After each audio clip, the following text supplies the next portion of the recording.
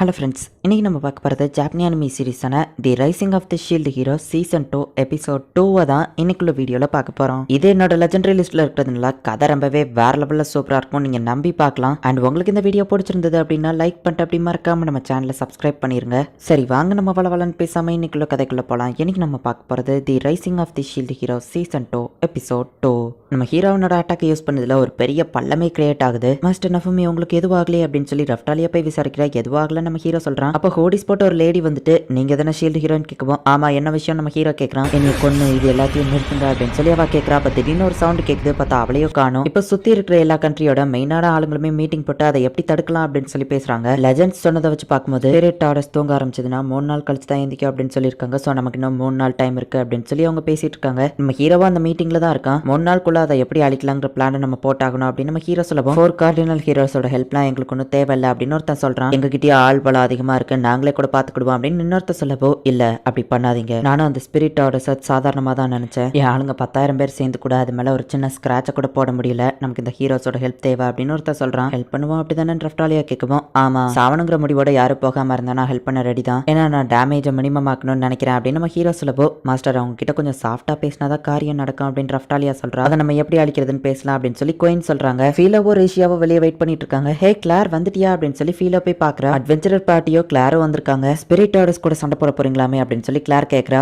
ஆமா நஃபுமியா ரஃப்டாலியாவோ உள்ள மீட்டிங்ல பேசிட்டு இருக்காங்கன்னு சொல்லுவோம். ரஃப்டாலியா மட்டும் உள்ள போயிருக்கா, என்னைய கூட்டிட்டு போல அப்படின்னு சொல்லி ஃபீலோ வருத்தப்படுறா. முக்காடு போட்டு அந்த லேடி அந்த மீட்டிங்குள்ள போறதை இவங்க பாக்குறாங்க. ஹே இது நாங்க பார்த்த அந்த லேடி தான் அப்படின்னு சொல்லி ஃபீலோ சொல்லவோ, யார் இவ அப்படின்னு சொல்லி கிளார் யோசிக்கிறா. நம்ம பேசாம 7 ஹீரோ ஸ்குவாட கூப்பிட வேண்டியதான் அப்படின்னு ஒருத்தர் சொல்லவும், நம்ம ஹீரோ அதை பத்தி விசாரிக்கிறான். அவங்களும் கிட்டத்தட்ட உங்களே மாதிரியே ஹீரோஸ் தான், அவங்களால வேசல் வெப்பனை யூஸ் பண்ண முடியும் அப்படின்னு கோயின் சொல்றாங்க. ஓ அப்படின்னா எங்களை தவிர்த்து மற்ற ஹீரோஸ் இருக்காங்களா அப்படின்னு நம்ம ஹீரோ கேட்கறான். ஆனா நீங்க 4 கார்டினல் ஹீரோஸ் விடுவோம், அவங்க ரொம்பவே வீக்கானவங்க அப்படின்னு வா சொல்றா. ஒண்ணுமே இல்லாம இருக்கிறதுக்கு ஏதோ பிரோஜனமா இருந்தா சரிதான் அப்படின்னு நம்ம ஹீரோ சொல்றான். அப்ப அந்த ஹோடிஸ் பட்ட லேடி உள்ள வரவும் நம்ம ஹீரோ ஷாக் ஆகுறான். ஸ்பிரிட் ஆர்டர்ஸ் கிங்டமோட ஒரு கோயின் மாதிரி இவா அப்படின்னு சொல்லி அந்த கோயினை எக்ஸ்பிளைன் பண்றா. கிட்ட இன்ட்ரோடியூஸ் பண்ணல ஷீல்டு ஹீரோ, என்னோட பேரு ஹோஸ்ட் ஹோராய், நான் ஸ்பிரிட் ஆர்டர்ஸோட ஒரு ஃபெமிலியர் அப்படின்னு வா சொல்லுவோம். எல்லாருமே ஷாக் ஆகுறாங்க. ஹியூமன் ஃபார்ம்ல இருக்கிற ஒரு ஃபெமிலியர் தானா, மத்தவங்க மனசுல தப்பான எண்ணத்தை விதைச்சு போற கொண்டு வர்றது தான் என்னோட வேலை அப்படின்னு வா சொல்லுவோம். அப்படின்னா அந்த பேட் மான்ஸ்டர் மங்கி மான்ஸ்டர் மாதிரியே நீயும் ஒரு ஃபெமிலியர் தானே அப்படின்னு நம்ம ஹீரோ கேட்கறான். ஆமா அப்படின்னு வா சொல்லுவோம். ஆனா மை லேடி அப்படின்னு சொல்லி அவளுக்கு லாயலா இருக்கிறவங்க வந்து ஆச்சரியப்படுதான். இத்தனை நாள் நான் உங்களையே ஏமாத்திட்டு தான் இருந்தேன், பட் அது என்னோட கடமை, நான் அதை செஞ்சுதான் ஆகணும் அப்படின்னு வா சொல்றா. ஆனா நீ எதுக்காக மக்களை அழிக்க ட்ரை பண்ணணும் அப்படின்னு நம்ம ஹீரோ கேட்கவும், சோல்ஸ் ஸ்பிரிட்டோட கேதர் பண்ணி அந்த வேவ்ஸ் தடுக்கிறதுக்காக அப்படின்னு வா சொல்லவும், புரியல அப்படின்னு நம்ம ஹீரோ சொல்றான். அதிகாரத்துல இருக்கிறவங்கள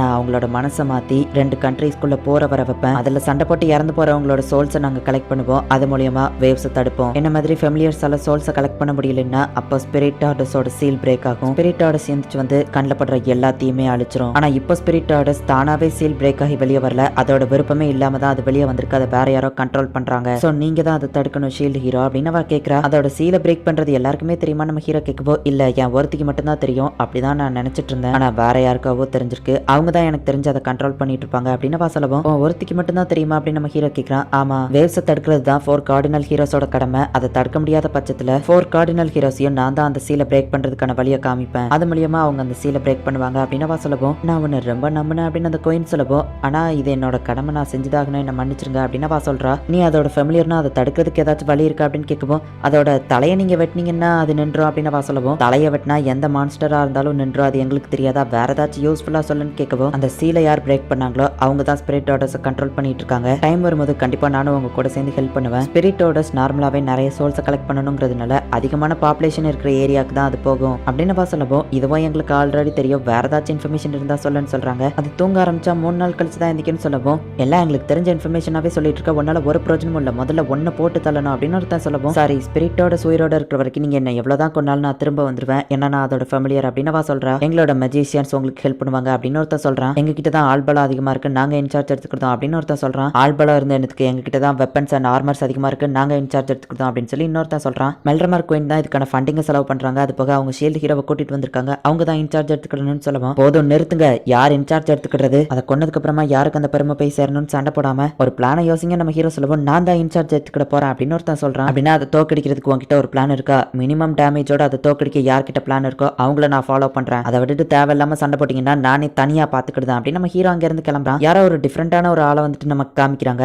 அவன் ஏதோ வில்லத்தனமா பண்ணிட்டு இருக்கான். அப்படின்னா மீட் மீட்டிங்ல எந்த ஒரு முடிவுமே எடுக்கலையா அப்படின்னு சொல்லி கிளார் வருத்தப்படுறா. மாஸ்டர் நஃபுமி டென்ஷன் ஆயிட்டு போயிட்டாரு அப்படின்னு ரஃப்டாலியா சொல்றா. அப்ப ஹோஸ்ட் அந்த இடத்துக்கு வந்து என்னால முடிஞ்ச ஹெல்ப் நான் உங்களுக்கு பண்றேன். ஆமா உங்களை இன்ட்ரோடியூஸ் பண்ணவே இல்லைன்னு கேட்கும்போது என்னோட பேர் ரஃப்டாலியா, இது ஃபீலோ, ரேஷியா, அட்வென்ச்சர் பார்ட்டியோட பேரு எல்ராஸ், கிளார் சைட் அப்படின்னு சொல்லவோ கிளார் சைட்ங்கிற பிளேஸோட கண்ட்ரோலரா இருக்காங்க. சைட் இடத்துக்குள்ள இருக்கிற ஒரு சின்ன பகுதி தான் டமி ஹியூமன் லேண்ட். மாஸ்டர் நஃபுமி தான் அதோட லேண்ட்லார்டா இருக்காரு. கிளார் எங்களுக்கு நிறையவே ஹெல்ப் பண்ணிருக்காங்க. எனக்கு ஒரு ரோஷியாக்கும் அவங்க தான் ஸ்வார்ட்ஸ்மேன்ஷிப் சொல்லி தராங்க. அங்க இருக்கிற எல்லாரையும் அவங்க தான் ட்ரெயின் பண்றாங்க அப்படின்னு ரஃப்டாலியா சொல்லவும் ஃபர்ஸ்ட் வேவ்ல எங்க அப்பா அம்மா இறந்து போயிட்டாங்க. அன்னையில இருந்தே வேவை எதிர்த்து போராடுறது தான் என்னோட கோல் அப்படின்னு கிளார் சொல்றா. மத்தவங்களுக்கு ட்ரைனிங் கொடுக்காம இந்த இடத்துக்கு வந்துட்டேன் கிளார் சொல்லவோ பரவாயில்ல இருக்கட்டும் ரஃப்டாலியா சொல்றா. நான் என்ன பத்தி இன்ட்ரோடியூஸ் பண்ணல அப்படின்னு சொல்லவும் உங்களை பத்தி தெரியும் ஹோஸ்ட் ஹோராய் அப்படின்னு கிளார் சொல்லவோ இல்ல அது பொய்யான நேம், அது ஒரு பெரிய கதை, நான் எக்ஸ்பிளைன் பண்றேன் அப்படின்னு சொல்றா. நம்ம ஹீரோ ஊருக்குள்ள இருக்கிற ஒரு பிரிட்ஜ்ல நின்னுட்டு இருக்கான். மக்கள்லாம் இருந்து லைட் எல்லாம் இருந்தா இந்த இடம் இன்னும் சூப்பரா இருக்கும் அப்படின்னு ரஃப்டாலியா சொல்றா. அதை எப்படி தடுக்க போறோம் அப்படின்னு சொல்லி நம்ம ஹீரோ வருத்தப்பட்டு இருக்கோம். மாஸ்டர் நஃபுமி நீங்க தான் சொன்னீங்கல்ல மினிமம் டேமேஜோட யாராச்சும் பிளான் வந்து அவங்கள ஃபாலோ பண்றேன்னு பேசாம நம்மளே மினிமம் டேமேஜ்ல ஒரு ஐடியாவை கிரியேட் பண்ணலாம். அப்படியே ஒரு பிளானை கிரியேட் பண்ணா மத்த எல்லாரும் உங்களை ஃபாலோ பண்ணுவாங்க அப்படின்னு சொல்லி ரஃப்டாலியா நம்ம ஹீரோக்கு தைரியத்தை கொடுக்குறா. மாஸ்டர் நஃபுமி எப்பவுமே உங்களோட ஸ்வாடா நான் உங்களுக்கு துணையா இருப்பேன், எனக்கு உங்க மேல நம்பிக்கை இருக்கு அப்படின்னு சொல்லி ரஃப்டாலியா சொல்லவும் நம்ம ஹீரோவை இப்ப கொஞ்சம் சீரப்பாகி ஒரு நல்ல பிளானோட வரலாம் அப்படின்னு முடிவு பண்றான். அதிகமான சோல்ஸ் இருக்கிற இடத்துக்கு தான் அது வரும்னா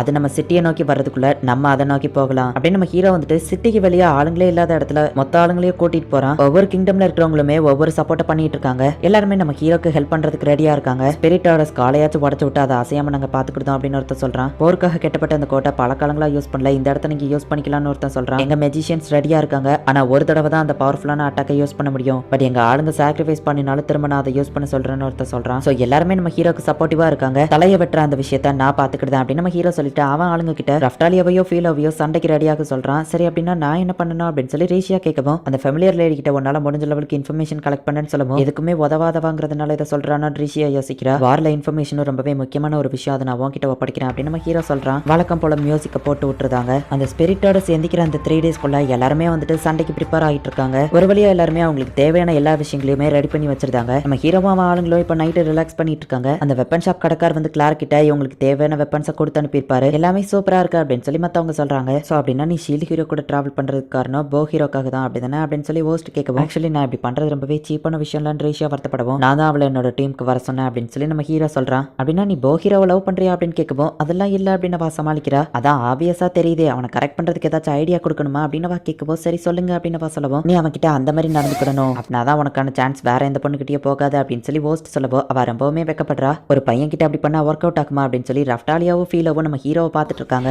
இவங்க இப்படி ஜாலியா பேசிட்டு இருக்கும்போது திடீர்னு அந்த ஸ்பிரிட்டாடஸோட சவுண்ட் கேட்க ஆரம்பிக்குது. இந்த இடத்துலயே இந்த எபிசோட் முடியுது. ஸ்பிரிட்டாடஸ் அப்படிங்கிறது ஒரு லெஜெண்டரி மான்ஸ்டர், அது ரொம்பவே பவர்ஃபுல்லானதும் கூட, அது அவ்வளவு ஈஸியில யாராலையும் அழிக்க முடியாது. வேவ்ஸ்ல இருந்து வர்ற மான்ஸ்டர் வர இந்த ஸ்பிரிட்டாடஸ் அப்படிங்கிற மான்ஸ்டர் வர வேவ்ஸை தடுக்கிறது மட்டும் தான் எங்களோட கடமை அப்படின்னு சொல்லி மத்த 3 ஹீரோஸும் வந்துட்டு இந்த விஷயத்துல தலையிடவே இல்லை. நம்ம ஷீல்டு ஹீரோ நஃபுமி மட்டும் தான் இதுல இருக்கான். நம்ம ஹீரோவால அந்த ஸ்பிரிட்டாடஸை தடுக்க முடியுமா, என்ன நடக்குது அப்படிங்கறது நெக்ஸ்ட் எபிசோட் பார்த்து தெரிஞ்சுக்கோங்க. அண்ட் உங்களுக்கு இந்த வீடியோ பிடிச்சிருந்தது அப்படின்னா லைக் பண்ணிட்டு அப்படி மறக்காம நம்ம சேனலை சப்ஸ்கிரைப் பண்ணிருங்க. தேங்க்யூ ஃபார் வாட்சிங். பாய் கைஸ், நெக்ஸ்ட் எபிசோட்ல மீட் பண்ணலாம்.